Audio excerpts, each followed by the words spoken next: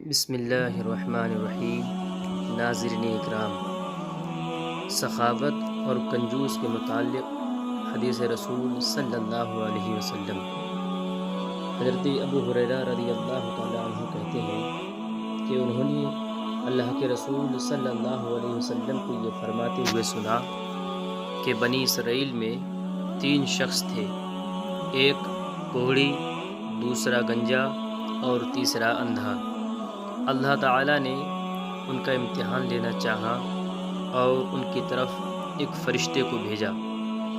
فرشتہ سب سے پہلے کوہڑی کے پاس آیا اور پوچھا، تجھے سب سے زیادہ کون سی چیز پسند ہے؟ اس نے کہا، اچھا رنگ اور خوبصورت جلد اور اس عیب کا دور ہو جانا جس کے سبب لوگ مجھ سے نفرت کرتے ہیں۔ حضور نے فرمایا، یہ سن کر فرشتے نے اس کے جسم پر ہاتھ پھیرا اور اس کا کوہڑ زائل ہو گیا اور اس کے جسم کا رنگ نکھر گیا اور جلد خوش رنگ ہو گئی۔ اس کے بعد فرشتے نے کہا، تجھ کو کس قسم کا مال پسند ہے؟ حدیث کے راوی حضرت اسحاق کو شک ہے کہ اس نے اونٹ کہا یا گائے۔ بہرحال کوہڑی اور گنجے دونوں میں سے ایک نے اونٹ بتلائے اور دوسرے نے گائے۔ حضور نے فرمایا، اس کی خواہش کے مطابق اس کو حاملہ اونٹنیاں دے دی گئیں، اور فرشتے نے اس کو یہ دعا دی کہ خدا تیرے لیے ان میں برکت عطا فرمائے۔ حضور نے فرمایا کہ اس کے بعد فرشتہ گنجے کے پاس آیا اور پوچھا، تجھ کو کون سی چیز زیادہ پسند ہے؟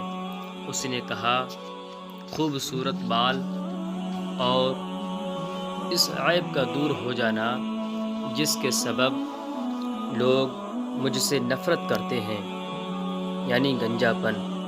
حضور نے فرمایا کہ فرشتے نے اس کے سر پر ہاتھ پھیرا، اس کا گنجا پن زائل ہو گیا، یعنی دور ہو گیا، اور خوبصورت بال اسے عطا کیے گئے۔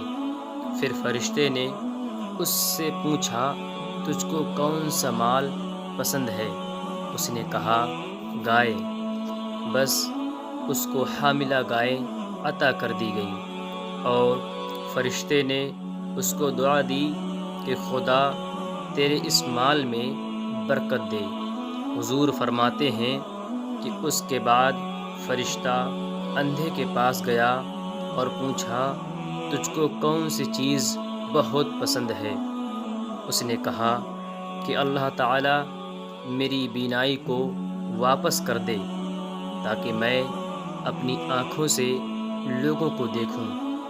حضور فرماتے ہیں کہ فرشتے نے اس کی آنکھوں پر ہاتھ پھیرا اور خدا نے اس کی بینائی کو مرحمت فرما دی، اس کی بینائی واپس کر دی۔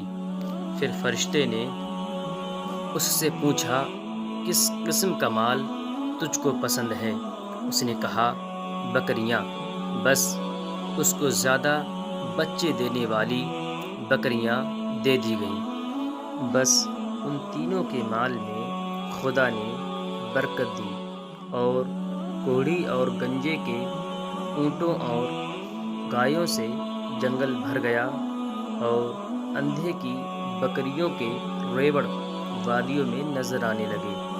حضور فرماتے ہیں کہ اس کے بعد فرشتہ کوہڑی کے صورت میں اس کوہڑی کے پاس پہنچا اور کہا کہ میں ایک مسکین آدمی ہوں، میرا وسیلہ سفر ختم ہو گیا ہے، اب منزل مقصود تک پہنچنا ہے، خدا کی مہربانی اور تیری مدد سے ہو سکتا ہے۔ بس میں تجھ سے اس کی ذات کا واسطہ دے کر جس نے تجھ کو اچھا رنگ، اچھی جلد اور اچھا مال دیا ہے، ایک اونٹ مانگتا ہوں کہ اس کے ذریعہ منزل مقصود تک پہنچ جاؤں۔ کوہڑی نے اس کے جواب میں کہا، میرے اوپر بہت سے حقوق ہیں، بہت سی ذمہ داریاں ہیں، اتنی گنجائش نہیں ہے کہ میں تیری کچھ مدد کر سکوں۔ فرشتے نے اس کے جواب میں کہا، میں گویا تجھ کو پہچانتا ہوں، تو وہی کوڑی ہے جس سے لوگ نفرت کیا کرتے تھے، اور تو فقیر تھا، خدا نے تجھے مال دیا۔ کوڑی نے کہا، یہ مال مجھ کو نسلاً بعد نسلاً ملا ہے، اپنے خاندان سے ملا ہے اور وراثت میں ملا ہے۔ فرشتے نے کہا، اگر تو جھوٹا ہے تو خدا تجھ کو پھر ویسا ہی کر دے جیسا تو پہلے تھا۔ اس کے بعد حضور نے فرمایا کہ پھر فرشتہ گنجے کی صورت میں اسی گنجے کے پاس آیا اور اس سے بھی وہی کہا جو کوہڑی سے کہا تھا، اور اس نے بھی یہی جواب دیا جو کوہڑی نے جواب دیا تھا۔ تو فرشتے نے کہا کہ اگر تو جھوٹا ہے تو خدا تجھ کو ویسا ہی کر دے جیسا کہ تو پہلے تھا۔ پھر حضور نے فرمایا کہ اس کے بعد فرشتہ اندھے کے پاس آیا اور کہا کہ میں ایک مرد مسکین اور مسافر ہوں، میرا سامان سفر ختم ہو گیا ہے، بس اب منزل مقصود تک پہنچنا ہے، خدا کی عنایت سے پھر تیرے ذریعہ ممکن ہے، تو میں تجھ سے اس کی ذات کا واسطہ دے کر جس نے تجھ کو دوبارہ بینائی بخشی ہے ایک بکری مانگتا ہوں، اس کے ذریعہ اپنا سفر پورا کر لوں۔